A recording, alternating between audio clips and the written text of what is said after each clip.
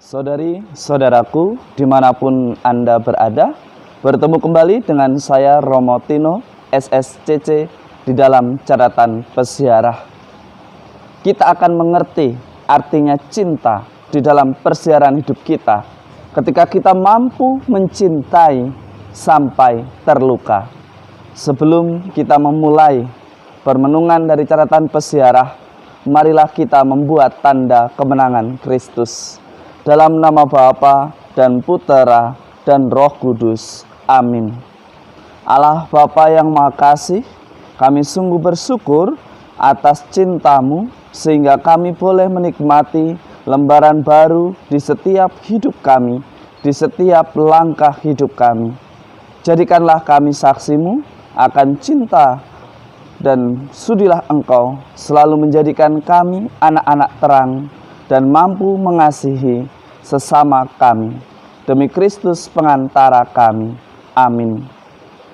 Saudari-saudaraku yang terkasih di dalam Yesus Kristus, hari ini kita bersama-sama diajak untuk belajar meneladan Paulus dan Petrus, di mana mereka mencintai Yesus sampai terluka, bahkan sampai rela menjalani hidup di penjara dan sampai mati.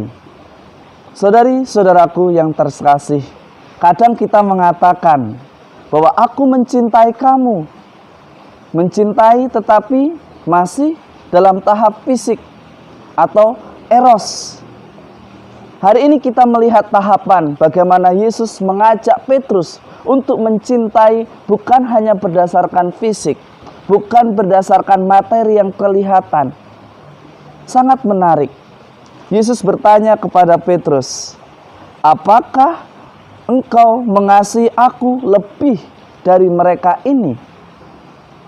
Kadang kita masih melakukan pembelaan. Saya mengasihi ke orang yang saya cintai, buktinya saya memasakkan, buktinya saya menafkahi, buktinya saya mendampingi.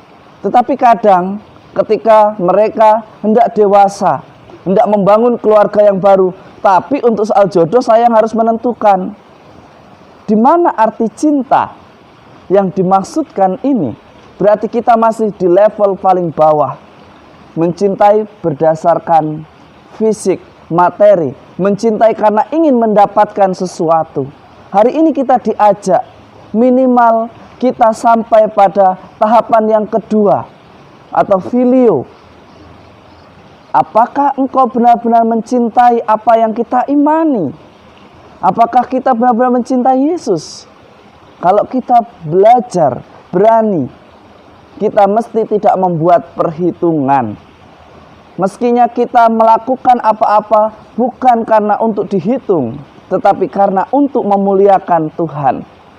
Di awal saya sudah mengatakan, jangan katakan mencintai kalau kita belum mampu mencintai sampai terluka. Kadang kita mengatakan mencintai karena sesuatu yang enak-enak saja. Karena dia cantik, karena dia tampan, karena dia mengikuti apa yang kita mau. Yesus mengajak kita untuk lebih dari itu. Yesus sekali lagi bertanya kepada kita, "Apakah engkau mengasihi aku?" Jika kita benar-benar mengasihi Tuhan yang kita imani, jangan kita hanya bisa atau mencintai dengan mengkritik, mencintai hanya dengan komentar. Ketika ada orang lain berbuat baik, kita mengkritik, ada proyek di sana, ada uang di sana. Mari kita belajar. Kita harus sampai pada cinta yang agape, yang tulus. Kalau kita masih hitung-hitungan, berarti kita baru di level paling bawah tarapan atau tahapan mencintai sesama kita, mencintai gereja kita. Saudari-saudaraku yang terkasih, hari ini Yesus bertanya kepada kita, di level manakah kita mencintai Yesus, Tuhan yang kita imani? Apakah kita masih mencintai gereja, mencintai keluarga, karena kita ingin dipuji, diperhitungkan? Ataukah kita mencintai karena dia adalah keluargaku, karena mereka adalah masa depanku, karena ini adalah gereja demi memuliakan Tuhanku yang aku imani. Tidak gampang memang, tetapi hari ini kita diajak mencintai sampai terluka. Artinya apa? Meskipun mungkin kita dikhianati, meskipun kita dilukai, tetapi kita mampu memberikan pengampunan dan menjadikan orang yang melukai itu juga mencintai yang sama. Berani untuk mengampuni adalah pintu bagi orang untuk belajar mencintai.